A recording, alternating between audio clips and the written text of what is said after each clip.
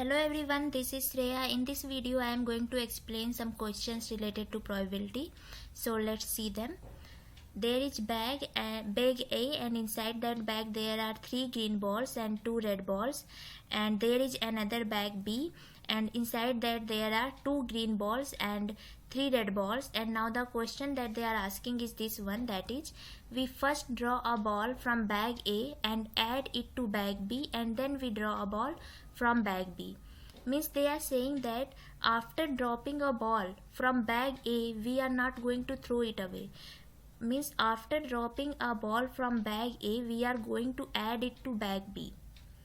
And they are saying that given that we have drawn red ball from bag B, what is the probability that the ball we drawn from bag A also happen to be red?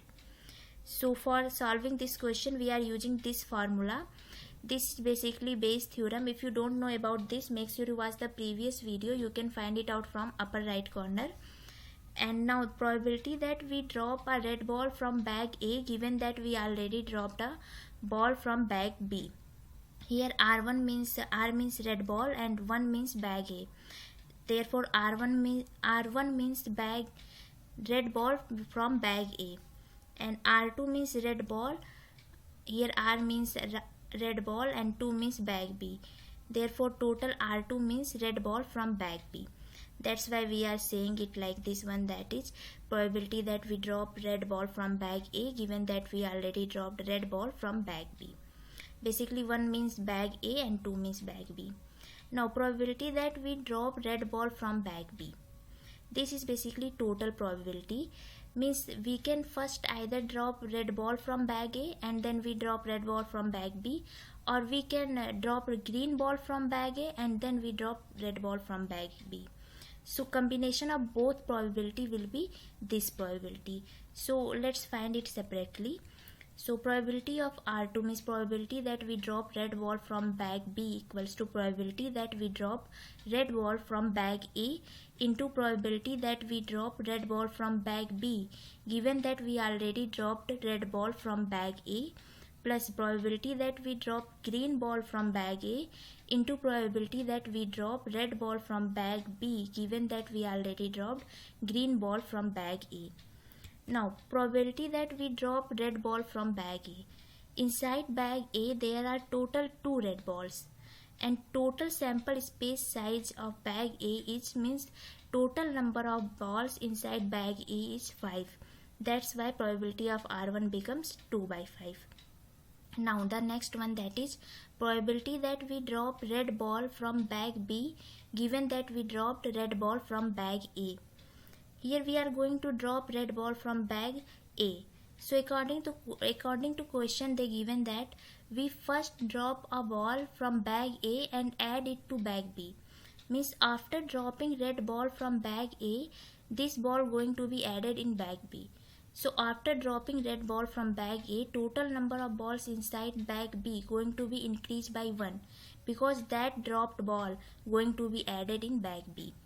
So after dropping red ball from bag A, we are going to add red ball from bag B. So total number of red balls inside bag B become 3 plus 1, that is 4, and total number of balls inside bag B becomes 3 plus 2 plus 1. We are adding plus 1 because one ball came from bag A.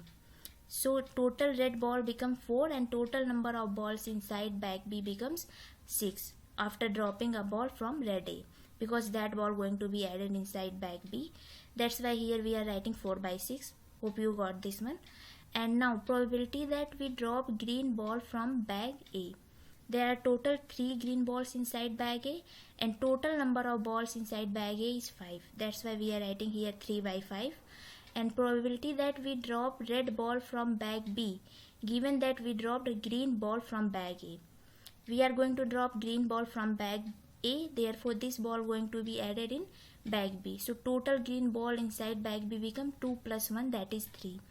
And total red ball inside bag B remain unchanged, that is 3. And total balls inside bag B becomes 3 plus 2 plus 1. We added plus 1 because this dropped ball come into the bag B. So total ball inside bag B become 3 plus 2 plus 1, that is 6. That's why here we are writing 3 by 6, and we got this one, and we are going to use this one here. So here we got this one, probability that we drop red ball from bag A becomes 2 by 5 as we seen here, and this one as we seen here we are going to put all these things, means we just substituting the things, therefore we got this one.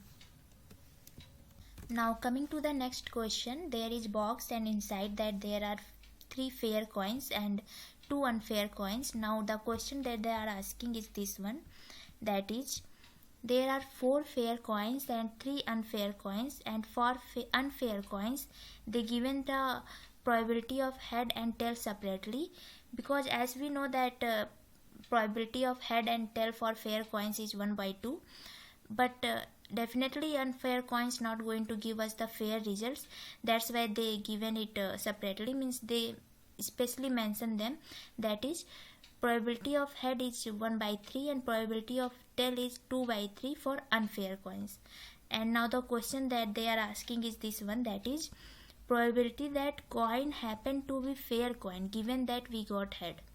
Now this is question belongs to reverse probability, because if they asked like probability that we got head given that we flipped fair coin, then the answer for this will be 1 by 2. But they are asking it in reverse way. They are saying that probability that coin happen to be fair coin given that we got head. Therefore we are going to apply the Bayes theorem, and here the probability that coin happen to be fair coin given that we got head is this one, and probability that we got head, this belongs to total probability, means we can either flip fair coin and got head, or we can either flip unfair coin and got head. Therefore combination of both probability become this probability.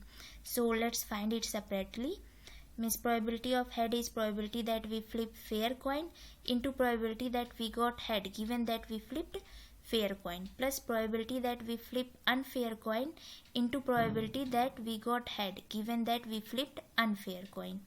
Now there are total 3 fair coins inside the box, and total number of coins inside the box is 5. Therefore probability that we flip fair coin becomes 3 by 5. That's why we are writing it here. And as we know, probability that we got head given that we flipped fair coin is 1 by 2, and probability that we flip unfair coin, for this one there are total 2 unfair coin inside the box, and total number of coins inside the box is 5. That's why we are writing here 2 5 5, and probability that we got head given that we flipped unfair coin is 1 by 3 as this one given. We are just going to put it here.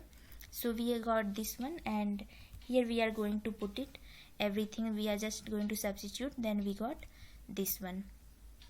So thank you for watching this video, and if you find this video useful, make sure you hit the like button and subscribe to this channel for more such contents, and stay connected with me. Thank you all.